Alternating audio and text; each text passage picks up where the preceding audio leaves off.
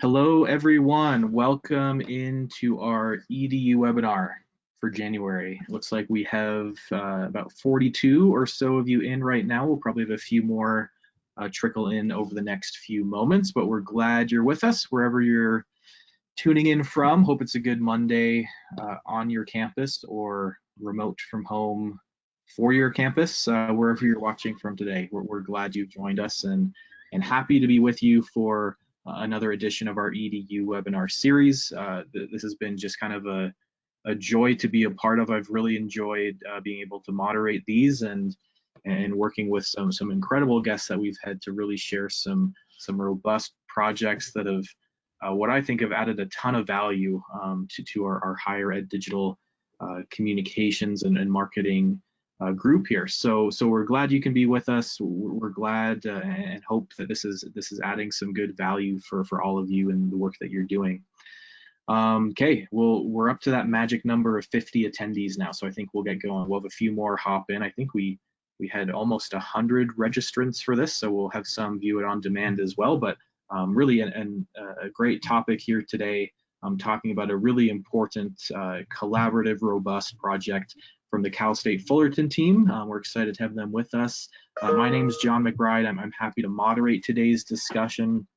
I'm here from BYU. I work at BYU and also serve as a member of the edu Web leadership team. So happy and as I said, really excited to be able to help bring these webinars to you. Today is the third of monthly webinars that will lead up to the edu Web 2021 Summit. Of course, we don't know what this year's summit is going to look like still. That could be online exclusively like we did this past year. It could be a hybrid model. We'll see what happens with that, but stay tuned. These webinars are meant to kind of pace us into that and get us ready for that. Also, I'm going to give just a bit of a tease for a February edu Web event that's going to be pretty special. You'll get some details of this soon, but instead of a webinar in February, we're going to bring something that's kind of closer to a typical, more full edu Web event. Stay tuned. I think that's all I'll tease about it now. But February from edu Web, we're going to have something special there. But we are so excited to get things started today and have a conversation with the digital comms team from Cal State Fullerton team. Thank you for joining us. We're glad to have you here with us. But format-wise today, we're going to turn things over to our four guests shortly. They've got some slides that they'll show, giving us a look at the behind the scenes of the project that they'll share today. Then, as we've done with our other webinars, we'll have some time for Q&A. Those have been really powerful in our past webinars. We want to leave plenty of time for that. Type in your questions in the question box functionality there on that right sidebar. And as we have our panelists speaking today, I'll be moderating those questions and be able to moderate a discussion as we get further down the road. But let's give a bit of an introduction to who you're going to be hearing from today. Oh, I'm going to go back here. First up, Michael Mahi. As the Senior Director of Digital Media at Cal State Fullerton, Mahi supervises the university's digital media team, which includes a social media specialist, photographer, and videographer. He also works with the web team, developing digital storytelling packages. And I think that's a good explanation of today's project, really a digital storytelling package, which I think is applicable to a lot of us in the audience today and something we want to tackle. So his role is developing strategies aimed at increasing daily engagement as well as long-term campaigns that build community through social media, visuals, and CSUF's online presence. Before joining the university in 2012, he had a 30-year career in journalism as a reporter and editor at several Southern California newspapers, including the Orange County Register and Press Enterprise. During his newspaper career, he oversaw and implemented many of the digital platforms at the Press Enterprise, including the newspaper's web and social media presence. Mahi is a Cal State Fullerton alum, living the dream in Orange County. Matthew Gush, with over 15 years of photographic experience, Gush has crafted visuals around the world, from documenting archaeological expeditions for National Geographic, recording multiple Los Angeles mayoral administrations, to capturing the struggle of Detroit emerging from bankruptcy. He currently works to craft the story of CSUF as the Assistant Director of Digital Media. His work has been featured in the New York and Los Angeles Times and is represented by Getty Images. Jillian Boyd helps manage CSUF social media, including but not limited to Facebook, Instagram, Twitter, LinkedIn, YouTube, and of course, TikTok. With over 8 years of social media and marketing experience, she works with a diverse team to produce unique and unduplicated social media content for the university. She has also worked in a variety of emerging communication settings, like handling social media strategies during bomb threats, lockdowns, and ever-changing coronavirus updates. While leading a new student social media internship program each semester, she also leads a social media working group where campus partners meet virtually to discuss their content, ask social media related questions, and learn best practices for the CSUF branded social media.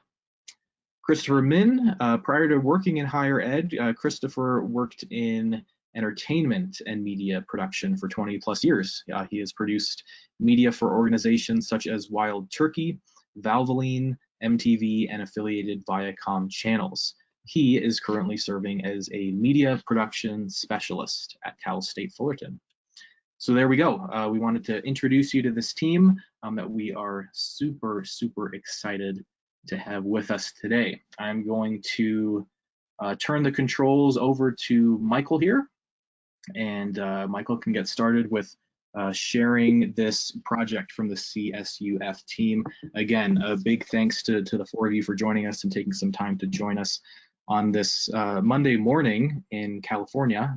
For others tuning in today, it'll be kind of a lunch and learn, but again, really glad to have you all with us, and we'll turn the time over to you for. Well, Jon, thanks for that introduction. Welcome, everybody. Okay, just want to give a quick shout out. I'm not the only CSUF alum here. Jillian and Matt are both alums, and Chris wishes he was an alum, but oh well, we'll bring him in one of these days. Well, hey, I just want to say thanks. It's a pleasure being here. I really love this project. So, and since we have very limited time, I'm going to tell you all about it. Temperature Rising for us it's a showcase of videos featuring Cal State Fullerton faculty experts exploring how the pandemic, and this is the kind of the weird thing that we did, has exposed systemic racism and the impact of worldwide protests after the murder of George Floyd. After the George Floyd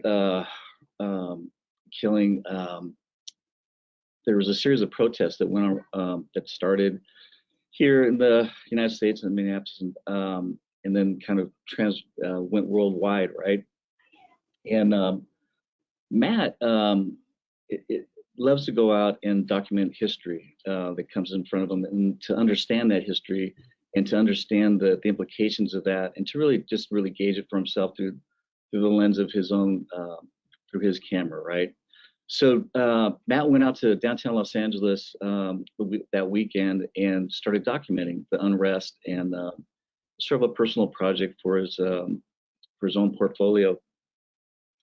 And he came back very moved by the idea that, and to really understand the anger that was happening with these folks, but also the diversity within the group, right? The numbers, not just Black Lives Matter folks, but just like a whole cross section of folks of different cultures, different races, coming together to protest the injustices that are happening. So he came back and we talked about it.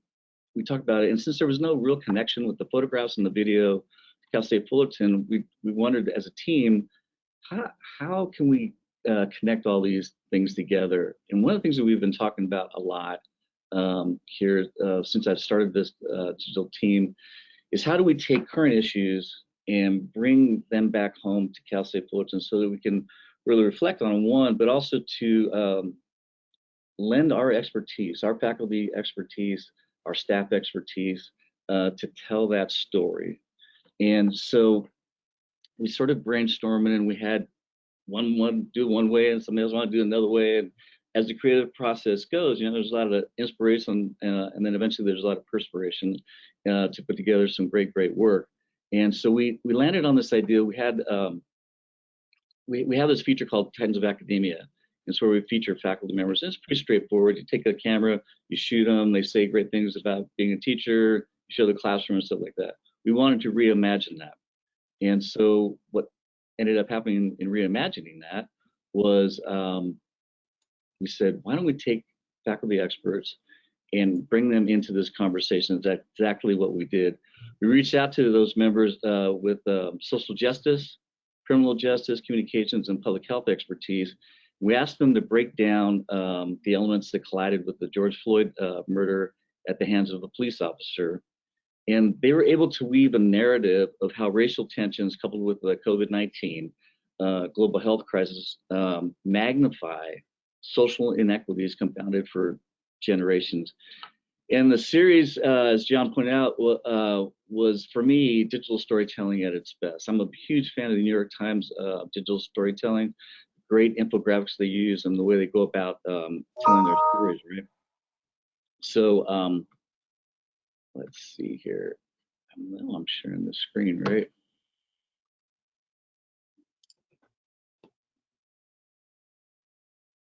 Great. So what I wanted to show you, is the actual project. And I'll just, so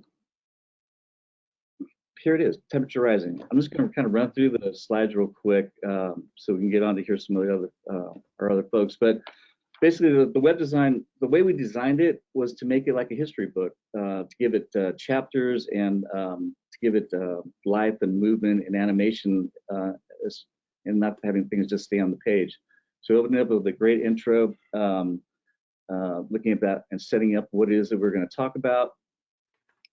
And then each of these chapters, for example, this one right here, we featured in the faculty interviews, individual chapters representing sort of a classroom textbook, right? First chapter, Pandemic, set the stage, explored how pandemics throughout history have aligned with social transformation and upheaval. And the subsequent chapters explained the roots of racism, bystander, and a whole bunch of other stuff. The other thing that we used in here was animated graphics. That gathered up a bunch of data, and our excellent web designer, Robert, and art director, Mishu, helped us put this all together. And as you can see, we have the roots of racism, another individual video that went along with that, interviews, all the great photography that was captured by Matt down in Los Angeles. And as we go through who's watching the watchers, was a great look at the use of body cams today and the actual citizen journalism that's going on around the world with people with iPhones, right?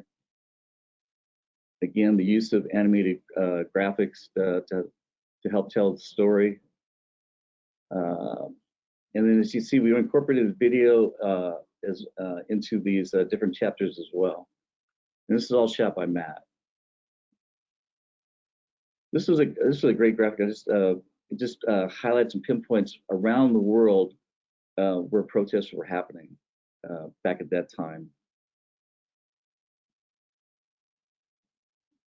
And as you can see, it just goes through. One of the things we wanted to do with it was also to show resources, different places that once you've gone through the series, you can look to find places to learn about racial and social injustice, resources that the university has, which is pretty cool.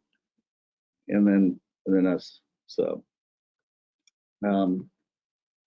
but so I'm going to hand this off to Matt, and he's going to talk about a little bit about his inspiration for it, the idea that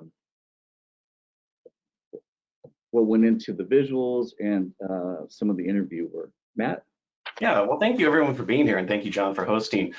I think it's a really interesting time to have gone through all of this too, because I'm sure like everyone else here, we're in the middle of a pandemic. And one of our tasks too was to like, how do we start telling our Cal State Fullerton story and highlighting our experts in the middle of a pandemic when you can't really go out and, you know, shoot the normal university operations. And like Mike was saying, I do have a intense love for Los Angeles. And another theme of all of this stuff was kind of, at least looking back at it now, was kind of being responsive to everything that was happening. So on the first night of the actual protest, I went down there and I thought, okay, they'll protest for a night, it'll be over. Well, I was wrong, and that turned into 6 nights of protests. And it was interesting too, because most of them were happening at night. So after work, I would go down there, and you know, after 6 nights, I had all of this content and all of this footage and all of, you know, this video and all these photos. And that's when Mike was talking. We were, you know, brainstorming and whatnot, and that's when we made that connection to say, hey, how can we connect this to our faculty experts? And if you have any questions about the visuals, please ask in the Q&A. But Mike, if you could switch to the next slide, I should say. And what we were realizing was that we had all of these faculty members that could be an awesome way to be sharing their expertise and marrying it with this content that I had already shot. And so process-wise, what we did was we came with kind of a battle plan, and we identified all these experts, and we took it to the team and kind of blew our minds of like, oh shoot, we have even more experts now because they suggested even more people and even more ways to approach this story. And so then we took it back, kind of, and the theme of being open with everything too, of like, okay, what can we do in incorporating these new people? So we took the new people and went into production for everything and realized that some people weren't available, some people weren't willing, and then we had some people that were awesomely willing to play ball, like Dr. Gwen Alexis, who was just incredible.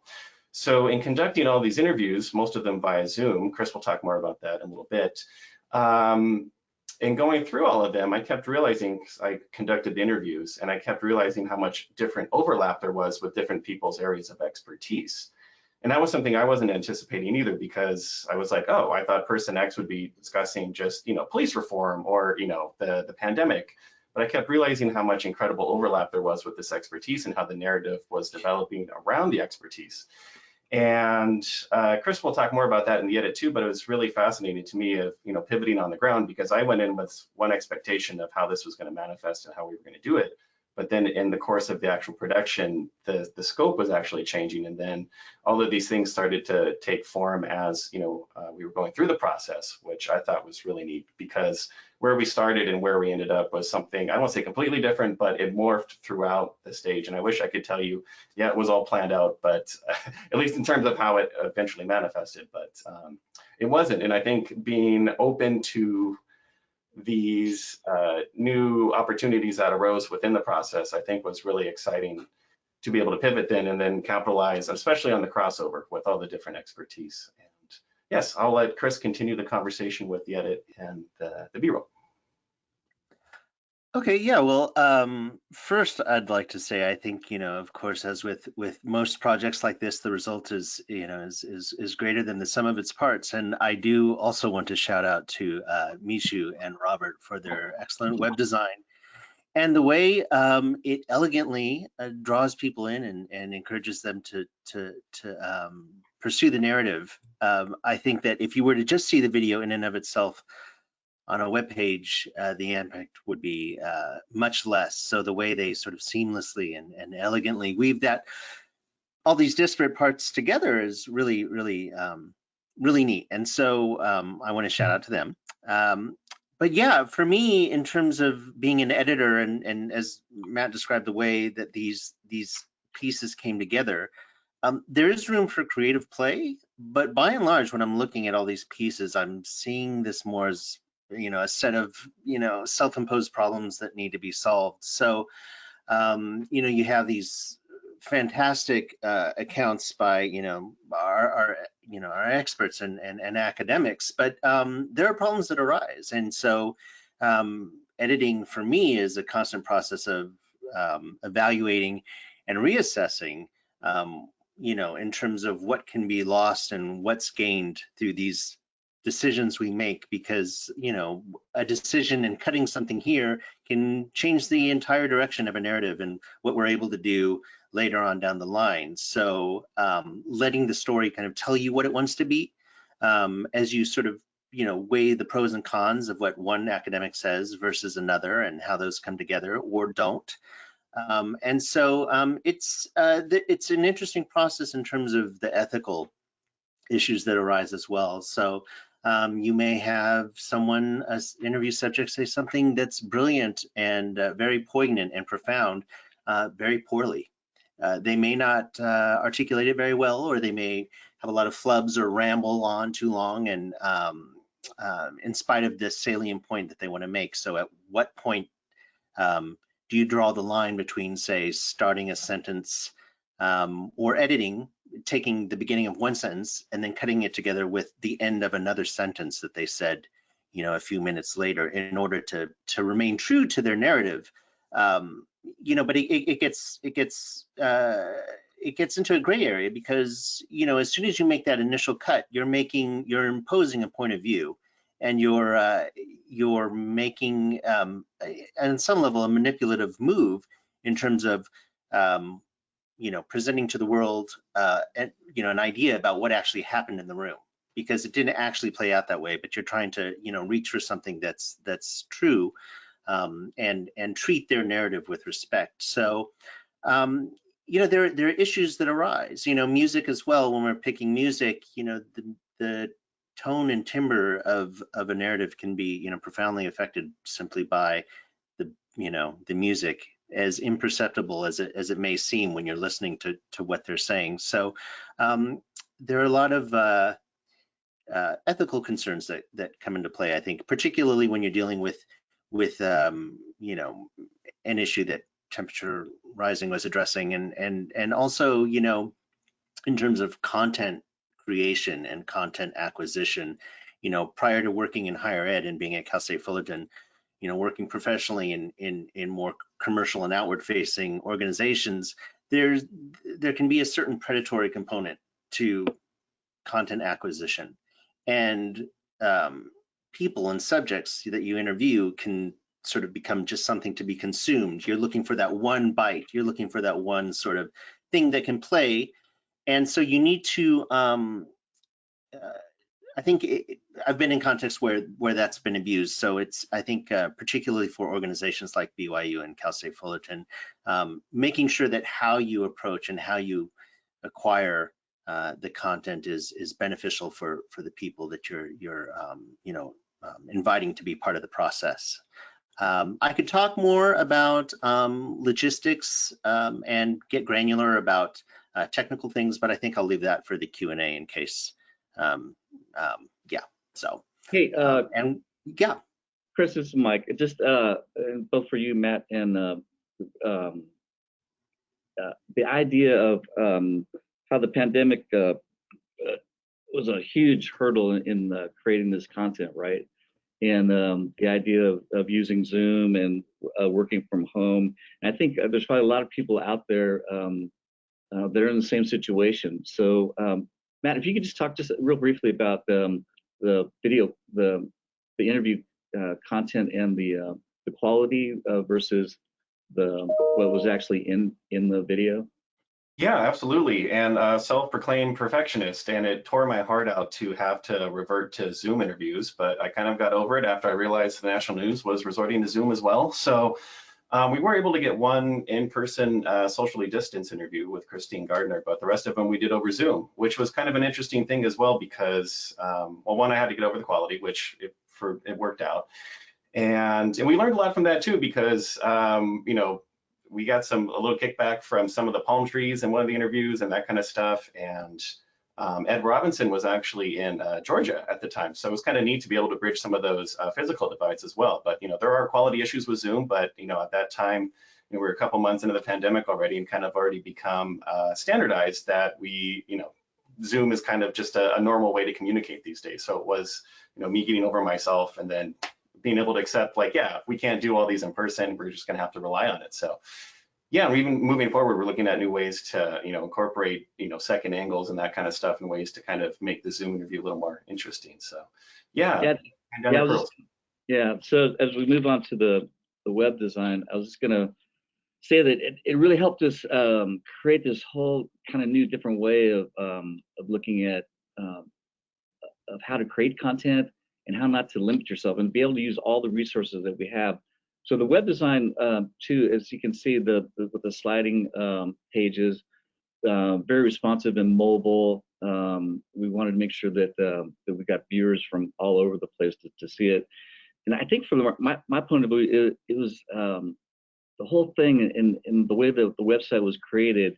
It's just rich with straightforward narrative, striking imagery, interactive graphics that really help give a viewer a worldwide perspective. Too often in our work in strategic communications, we're worried about branding and different like really niche elements. And this really gave us an opportunity to look at a worldwide problem in a way that we had never done before. And I think that the design that we did and the way we put it all together against the backdrop of a pandemic was really commendable. The way that we were able to push forward a new way of thinking about how to tell a story and not letting those limitations take us over. So Jill, one of my favorite things in the world is social media. I started here doing that, and Jill had a wonderful concept on how to deliver this through our various platforms. I'm going to love for her to talk about that. Yeah, so thank you all. Like Mike said, my name's Jill. I'm happy to be here, happy to be with this team. Definitely reiterating what this team is saying, very challenging during the pandemic, different creative views, different discussions. How are we going to do this, and what's this going to look like, and how are we going to get it to look like what we want it to look like? So on the screen, a couple of things I'll go over, how we pushed it out on social, how we came up with that, as well as the assets and, what we needed for each channel and how we planned for the discourse in the comments, right? So this was a project like no other. And I try to tell myself too, and go in with the mindset of find a way, not an excuse, right? Because you can imagine that through every step, there's something, and then, oh, we couldn't get the interview, or there's something and we have to social distance. So, just trying to find a way and not an excuse. So with this content, originally we thought, oh, we're going to push it out all at the same time. There's 5 chapters. So what we're going to do is we're just going to push it out Monday, Tuesday, Wednesday, Thursday, Friday. But sort of seeing that, what Mike is playing right here is an example of one chapter on Twitter. And so, trying to think of ways that we're not going to exhaust our users was challenging when you're exhausted yourself, right? So one thing that we decided was we don't want to spam our users with this comment or with this content, and we want to optimize it as much as we can. So we posted it for 3 weeks. There were 5 chapters. So we pushed a chapter every other day. So like Monday and Wednesday on 1 week, and we did that for 3 weeks until the 5 chapters were up. So those 3 weeks were very busy weeks for me, monitoring and responding and letting those in power know that these conversations are happening. And I think that I don't want to take up too much time on how we handled those comments, because I feel like there will be questions about that at the end. But over here for Facebook, Twitter, LinkedIn, and IGTV, we had nearly 70,000 impressions and over 1,000 clicks to the website. And underneath that is the graphic that for any of the other social media gurus out there, if I can call myself a guru. But an interesting question that I get is, what did it look like and how did you get it there? So in thinking of 5 chapters and knowing that we have 4 platforms to push on, I instantly thought, well, what is that going to look like? How are we going to get it there, right? So I've listed below a couple assets below this yellow circle area. This chapter 1, social media asset breakdown. So those of you may know that different platforms have different restrictions and requirements, and you have to create those assets beforehand. You can't just push it out and hope everything looks great, right? So you need to make thumbnails, you need to make what we did was I worked with our great team here with Matt, Mahi, and Chris. And, for Instagram, we needed the full length video with burned in subtitles, as well as we created Instagram stories for these. So these were separate 15-second videos that complemented these chapters. And that was another way that we got users to go back to the site, because that's a very easy way to get them there, right? Swipe up and you can go there, rather than check out the link in our bio. So trying to optimize two birds with one stone, right? And Twitter has a very strict limit on your videos. So if our videos were longer, I went back and said, how are we going to do this? Because we do need the video asset. Let's use the video that we have. So I worked with Chris and Matt to create these 10-second looping videos, which is this tweet right here on your right-hand side. And that's what we use for visuals for that. And we created Twitter cards, which, is more in depth on the back end of Twitter and how to make those, and, just try to optimize at every single stop. And, we had a lot of engagement and, a lot of conversations happening. And, the main point of what we wanted to do to show this content and elevate it, we wanted to lead people back to the mission and values of our university in terms of equity, inclusion, and diversity, right? So that's sort of the plan and how we visualized it. And it was a really great experience, and definitely learned a lot. So good stuff. Thanks, Jill. Yeah, I got to really stress the idea that the segmentation allowed new users to view the site that might have missed it the first time around, and also increased our overall reach, right, for page views to the site.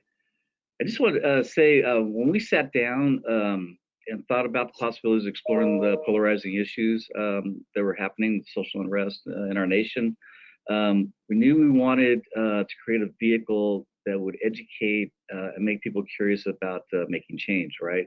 And we felt, we sort of believe that this did that. It's become now incorporated in our diversity workshops. It's part of our Tightness Together diversity, equity, and inclusion page. And I just think, just to even highlight some of the impressive results. Temperature Rising, it's been one of our most viewed news microsites. Like I said, our diversity and inclusion unit of human resources used it for a series to spur critical conversations about race on campus. It's also opened up a whole new direction for our digital media team when it comes to storytelling, which is something I just want to keep on pursuing, and we've already got other things in the works. It's a template now for taking current subject matter and using our faculty, staff, and students' knowledge to shine a light on global developments and showcase the uniqueness and quality of a Cal State Fullerton education. It really comes back to showcasing the work that we do here and how that can benefit society and what the students get from it as well when they go out. So Temperature Rising is just one set, for me, it's just one website out in that world trying to make sense out of the senseless, right? And I hope if you guys get a chance to really kind of dive into it, that if you look at it in this work and you kind of walk away inspired to help and seek change, all the hours that this entire team and Raul Rodriguez, Michi Vu, Lynn Giuliano, myself, and everybody that was involved in this project put together, then it would have been all well worth it. So I know John's probably going to have some questions for us from the folks, and thanks for listening to the presentation. Thanks to all of you. That was an incredible breakdown of this project, and I think inspiring for all of us to try to tackle this type of content and subject matter. Just an incredible project for all of us to learn from. We do have some great questions in here, so I just want to jump straight into them, and I'll kind of jump around in different order, but I thought it would be good for us to go to Jasmine's question first, since she's a proud CSUF alum. So we'll go to Jasmine here first, and this is a great question. She says, how did you choose which faculty members to interview, And did you offer a blanket invitation to the entire faculty or specific departments, or handpick people? If so, how did that handpicking what did that come down to? Yeah, Matt, I'll let Matt answer that question, because we kind of, it was a broad way that we went ahead and did it. Yeah, that was interesting because we had an initial list, and I had the initial focus of where we kind of wanted to go initially, and then when we brought it to the editorial team, they said, hey, did you consider the First Amendment scholar? Did you consider oh, there's the police psychologist? And I was like, oh crap, I didn't.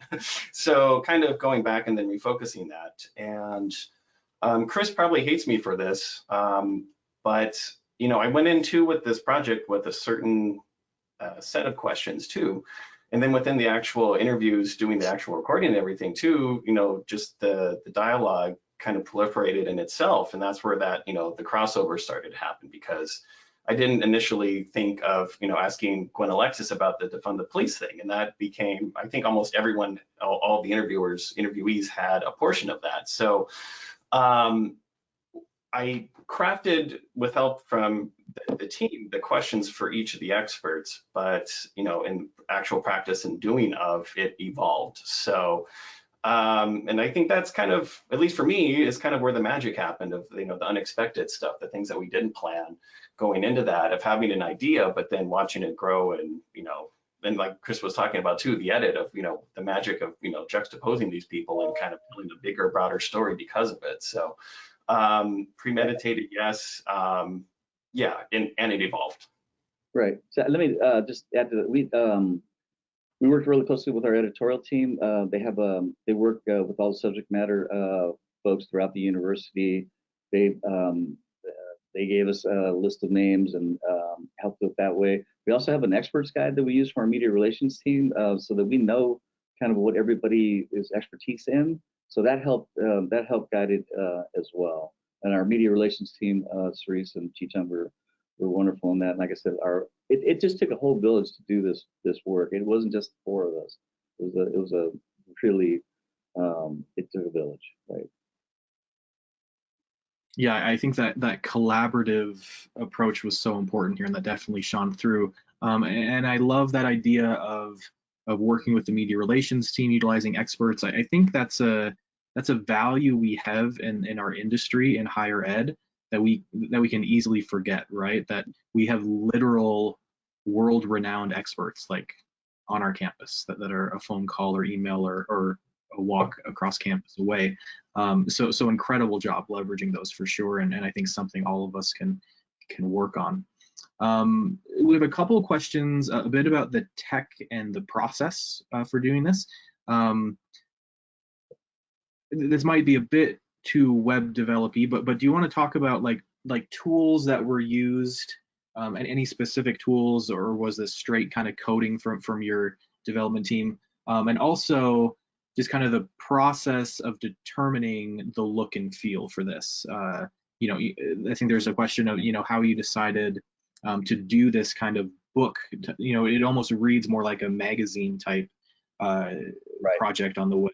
Yeah, if you want to touch on any of that. Let me tackle some of that, and then I can let these guys talk about it too. So the techie stuff, Robert's not here, but it's a custom CS, right? So it's not just the Omni update, and and there is some custom code to it to make that happen. And if you want to shoot us an email or something like that, we can certainly tell you what were the different processes that Robert and our web team used to do that. But the concept of how the page is designed started off with the initial narrative that Matt crafted, and then I took that narrative and created it in a way that broke it up into those chapters. And then in that process, so I created that basically the script for it, and to walk you through it. And each professor or lecturer had a chapter, and then we had that even refined even more with Lynn. But then Mishu Vu, our art director and senior web director, looked at that and he said, "Oh, let me take this and make it into that history textbook, right? Which was, it was sort of this process of, I see this as a history check. I handed it off to the web guys and they said, yes, this is how we're going to do that. So that's how they got sort of the look and feel of it. And if Matt or Chris, if you want to add to that. Well, I think one of the things we didn't touch earlier too was that this project went so wide and deep about so many different aspects of all of it, from the bubonic plague, to slavery, that a lot of the assets too, like, we didn't have access to. So we had to use our stock sites and raiding the historical archives that were public use and all that kind of stuff. And having those kind of assets, being able to tell those aspects of the story, and then making sure integrating with Jill's work and everything of, making sure there's, continuity across all the platforms, and that, the website needs a 10-second looping video, Jill needs a minute, Twitter video, all that kind of stuff, and making sure that all that's integrated together. A lot of moving parts and a lot of stuff. And I think testament to the team of keeping that visual aesthetic and all that stuff. So lots of moving parts. Hope that answered it for me, John. That's great. Thank you. Some social media questions for Jill here. Jill, first of all, was there an audience segment that engaged more with the content than others? Did you see more from students or alumni or general community members? Matt's laughing. No, I would say that it was definitely a mix of alumni, current students, and a lot of, fans of the university, or people, I think each platform offered its own challenges. And, Matt and I were talking about this yesterday and or Friday, about how, some users would comment before even watching the video. And that's something that we didn't really anticipate, or I didn't assume that people would, so many people would comment without watching the video. So in a sense, it was, people voicing their opinions, but I wouldn't say it was one particular segment or group of people. I think there were different groups of people discussing things in the comment section, and you could sort of see it play out where someone would comment something that was clearly discussed in the video, and then the discussion would, sort of come together itself. People would say, oh, well, this was actually mentioned in the video at this point. So a lot of different comments, and yeah, a lot of different discussions in the comments from different people. Yeah, so what she's talking about too is the final video where we talk about police reform. That got the most. That got the most. And then what happened is it's that classic thing that they'll look at a headline and they'll say defund the police. So then they just jump on that without really watching the video. And so, but there was a lot of which I love about social media, and there's a lot of self-correction, people going in that actually saw the video to talk about, well, what they're really talking about is reform in the police agency, and not just that really ultra-conservative viewpoint of what the funding meant. So in tackling those, we kind of let we let the video speak for itself. We let the audience take care of those comments. But a lot of self-correction went on. A lot of monitoring. Yeah. And yes. Oh yeah, I was just going to say the channel of all socials, that's where a lot of information comes in. And when you're monitoring that, a lot of work on the back end of letting Mike know, and so that he can let, key players know of this situation. Maybe someone's talking about their experience at Cal State Fullerton, so we need to check that with, other departments. So a lot of the work seems not tangible for social, but yeah, that was, to Mike's point, a lot of self-correcting too. And I think one of the things too going into this project that we realized that these are really, hot issues and really, polarizing issues for certain people, and making sure that when crafting these messages that they were, here's their expertise, and making sure that we're not treading, either way, and trying to maintain that, that steady ship, but also realizing too that when you're tackling contemporary issues and you're presenting them in social spheres, you're giving people, a place for discourse, whether they that they take the issue is kind of, you know, an interesting thing. So to those crafting content of contemporary issues, just be careful, because it's like, yeah, we were very intentional about the defund the police one, and surprise, it was, you know, it blew up. And even when I was reading the comments, I was like, oh, it's obvious you didn't watch it. So and it's just be careful, because it's interesting. Yeah, I think that's well said. I know there's been a lot of discussion. Well, I think we've seen outrage just kind of at an all-time high over these past few months, right? And that's being expressed on social media. So yeah, I think what you've all shared is very instructive for how to prepare to kind of handle these kind of topics when posting about them or sharing content about them. And yeah, I think, you know, we've had a few questions about that, and you've addressed that really well. Next question. Sorry, I'm seeing what you've addressed and what we can ask that's new here. Oh, this is a good one. Getting buy-in for projects like this from leadership. I know this is a question that we get quite often when tackling big topics like this. Does your administration want this out there? Do they want this as a project to go out there? How did you get buy-in, maybe not just to tackle this topic, but to approach it in this way? Great question. So yeah, so we're very fortunate here at Cal State Fullerton to have some wonderful leadership that that allows us to take some chances, right? And then our president, kind of one of his themes or North Stars is the idea of social justice, and it's a constant drum that's being beat here. How do we get into that conversation? I know that the introduction to this was that we went a different path of just regular, you know, platitudes from the president, and you know, doing a blackout social media post and stuff, and we actually did, right? But we work for a wonderful boss who fully embraced the idea of doing this, knowing that the 10th floor, the folks up above us, really embrace this type of work. We work well with our colleagues in editorial and, like I said, media relations.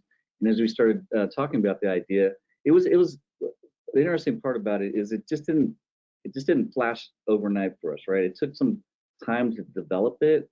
So and so that churn, that little, it took a while to get it up to.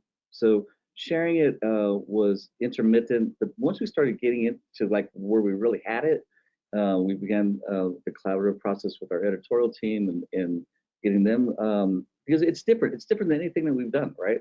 So trying to get around everybody around embracing that idea was actually a wonderful process, and I think we've benefited from it a great deal. But it starts with knowing your leadership, your boss, and don't surprise them. Make sure that they know every part of what you're trying to do, because as you know, it's evident that those topics that we tackle are pretty potent, and there can be, especially in the times that we're living in. So so we kept our leadership informed about everything that was going on. As the process went along, we kept our colleagues informed of what we're doing, and then we knew that we had. And then we just, you know, I used 32 years of newspaper experience to understand and judge where we were going with it, right? So it takes a lot of that too. Just, you know, years and years of experience of just gauging. We're not crossing a line or going someplace. We're doing exactly what we wanted to do. But make sure you keep your leadership informed all the way through the process. Well, and to that point too, Mike, if Mike had not believed in the project, it wouldn't have been here. And I also think, you know, it was a weird set of circumstances too, because, you know, normally I wouldn't have had 6 nights free to go shoot stuff. So having the pandemic, having the content, having, you know, the prior series of Titans of Academia be on hold because of the pandemic, and then having the opportunity to see the pairings of this and having Mike greenlight it, then yeah. So it was kind of a lot of sets of circumstances and then people believing in it. So it was a lot of dominoes having to fall to get this together. So We've touched on this a little bit, I think, but could you give us an idea of a timeline? How long this took from start to finish, and what that was kind of like? Yeah, we talked about that too. Let's see, Matt, when did you go out there? So essentially like a week of shooting, and then, maybe a couple weeks of talking and then developing those lists and then bringing it to the people and then having those get reshuffled. And then I think it was about maybe 3 or 4 days of principal Zoom interviewing. And then Chris and I jumped into, I don't know, Chris, correct me if I'm wrong, maybe like 2.5 weeks worth of editing and, refining, and then another couple weeks of the web design. So I think we're like 2.5 months-ish. Yeah, it was quite a process. But and then go ahead, Jill. No, I was just gonna say 3 because social comes after. I think social is like, oh great, the video's done, done, done, done, done, done. We have all of our assets. So that took the push schedule, creating the schedule and all the assets while the Matt and Chris and web designers are getting everything ready. So yeah, I would say 3 months for the whole project. Just remember, we did this during the pandemic, so a lot of the meetings are over Zoom. The video editing that had to go on between Matt and Chris was over Zoom. I mean, that just really puts it slows it down a little bit, because you just can't jump over to the guy's office and jump over there and start doing your little thing, right? It added, I think all that added some time to the process. But yeah, conservatively speaking, 3 months plus a promotional strategy to it. Yeah. What's really incredible about that is probably in the moment, I wonder if you thought about this, but in the moment you maybe thought, I wonder if there was a thought of, oh, this is taking too long, right? Like, are we losing the timeliness of this? But obviously not, right? Like this is still extremely timely content right now. So I just wonder if anyone's watching and thinking, oh, well, like we don't have a team or resources or something to bring this together in maybe even 3 months. Like this content is important all the time, right? And it's still adding value today. Right. You don't have to go out. I was going to say, you don't have to go out and hit, the big deal that we did. I mean, even if you tackle it in smaller packages and smaller ways.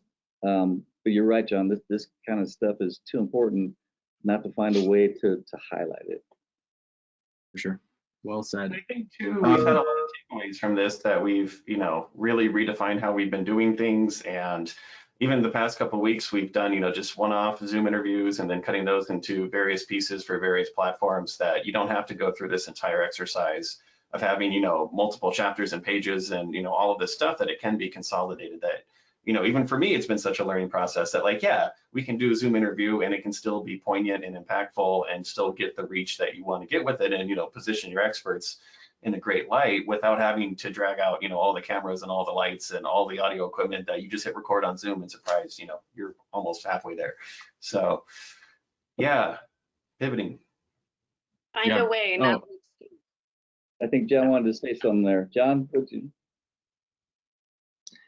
I love, Matt, how you talked about earlier. I think so much of us in this industry are perfectionists like you, and yeah, not being able to shoot down and light this perfectly and have this talking head that looks beautiful could be a barrier of entry to some of us. But I love this theme that keeps coming up of this topic's too important, to let our own perfectionist, this content isn't going to look as polished as I want it. Like, it's not a good enough excuse when it comes to this content, right?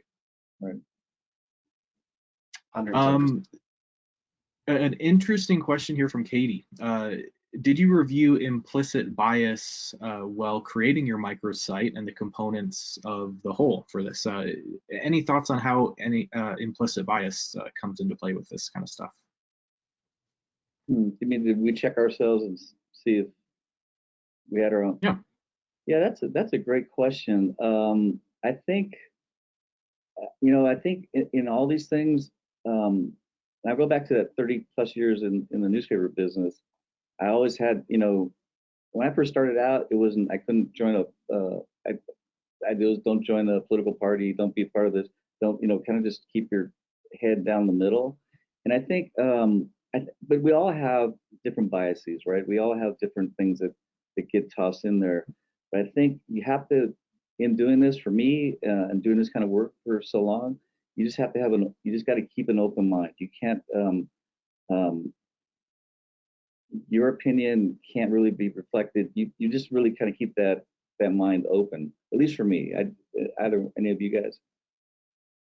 Absolutely, and for this process too, we were working with our DEI folks and all that stuff, and then having such critical discourse too of how do we, I don't want to say too much of an identity crisis, but how do we position our experts? How do we give people resources? How do we address these things? How do we make sure there's representation of who are we interviewing? How all of the stuff that went on behind the scenes of that selection process and making sure that we had a broad diversity of that. But yeah, and it's checking your own bias too. Absolutely.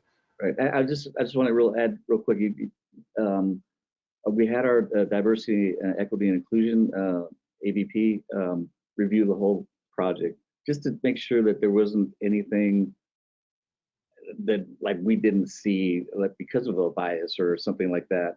And there were some things. There were some things that were caught. So getting a review from an outside source that can help you check yourself is a good idea. Yeah, I think that's well said. We all have, as mentioned, we all have our own biases. We all have our own blind spots, and we all. I think projects like these, we've talked about how collaboration was so important. For one, to be able to get all the right skill sets to the table, right? That was kind of the first part of why we talked about collaboration was important. But what I love that idea wrapping up here that collaboration is important because we all bring a different, really valued and important perspective to the table, right? To make sure this is well-rounded and touching on all the things we need to touch on.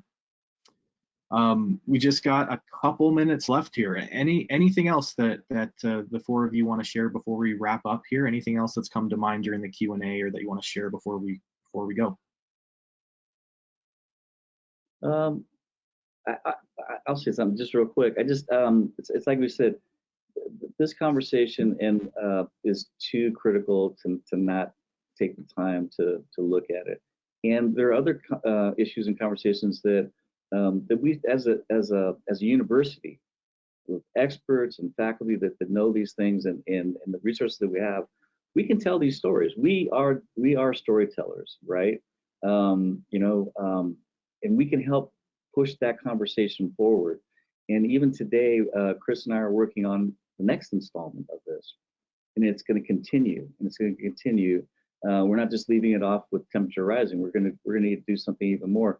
And I think if you're going to do this kind of work, then embrace it and don't just drop it off and say, okay, I did that today, and do something else. Always find and then learn from those. And what I always tell my team is just learn from your mistakes, be better the next time. Always know that you're constantly learning. So I mean, for me, that's the biggest thing, and it just makes me understand that if I'm going to do something and if I want to make some change, then project like this will help push that conversation. I love that. I think that's a great closing thought. Thank you so much, Michael, and thanks to all of you, Matt, Christopher, Jillian. Really glad to have you involved today and everything you shared. We're going to look forward to see what's next. That was a great tease, Michael. We'll see what's next coming from the CSUF team. Okay, and thanks to all of you for tuning in. Yeah, thank you for being here, and thanks to all of you who tuned in. Hope you enjoyed today. We will see you all next time. Thank you. Bye.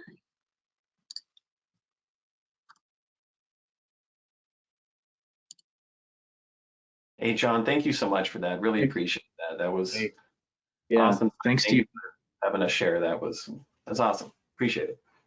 It was exactly what we were hoping for. You guys covered, I think, a ton of important points. So thank you so much. You're very welcome. And is it snowing in where you're at?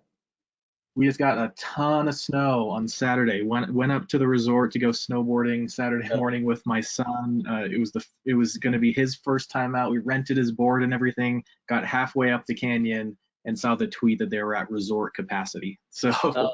didn't get to enjoy the fresh powder, but man, yeah, it was a beautiful day. It's beautiful here today. It's clear today, snow-capped mountains. So yeah, beautiful winter day. We had some rain over the weekend. We're having some more, and we got some snow-capped mountains out there too. So I feel like we're sharing something.